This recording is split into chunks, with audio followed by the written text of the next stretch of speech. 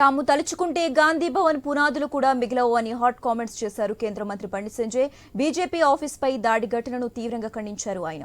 కాంగ్రెస్ కార్యకర్తలు దాడి చేస్తుంటే ప్రభుత్వం ఏం చేస్తుందని ప్రశ్నించారు. రాళ్ల దాడులను కాంగ్రెస్ ప్రోత్సహించాలనుకుంటుందా అంటూ మండిపడ్డారు. తమ కార్యకర్తల సహనాన్ని చేతకానితనంగా భావించొద్దని వార్నింగ్ ఇచ్చారు. తప్పుడు వ్యాఖ్యలు ఎవరు చేసినా ఖండించాల్సిందేనన్నారు బండి సంజయ్. కేంద్ర మంత్రి కిషన్ రెడ్డి సైతం కాంగ్రెస్ కార్యకర్తల తీరును ఖండిస్తున్నట్టు తెలిపారు. అటు ఈ దాడిపై మండిపడ్డారు ఎమ్మెల్యే సింగ్. సీఎం రేవంత్ రెడ్డి క్షమాపణ చెప్పాలని డిమాండ్ చేశారు.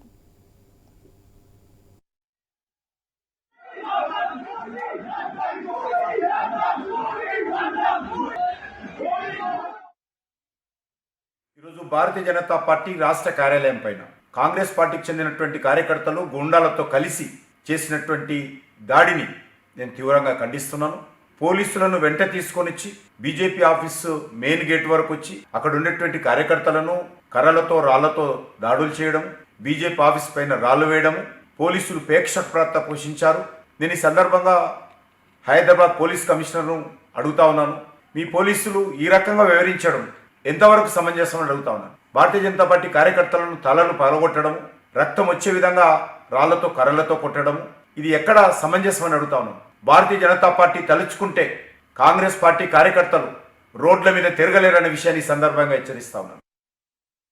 భారతీయ జనతా పార్టీ కార్యాలయం పైన కాంగ్రెస్ గుండెలు అటాక్ చేసినారు అని న్యూస్లు వస్తున్నాయి.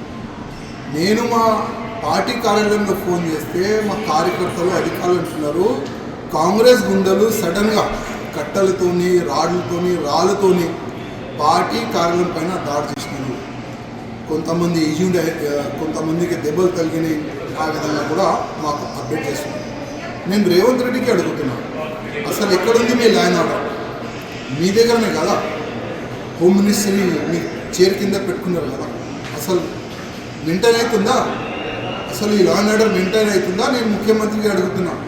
ఇదేనా మీరు నేర్పిస్తున్నారు కాంగ్రెస్ కార్యకర్తలకి?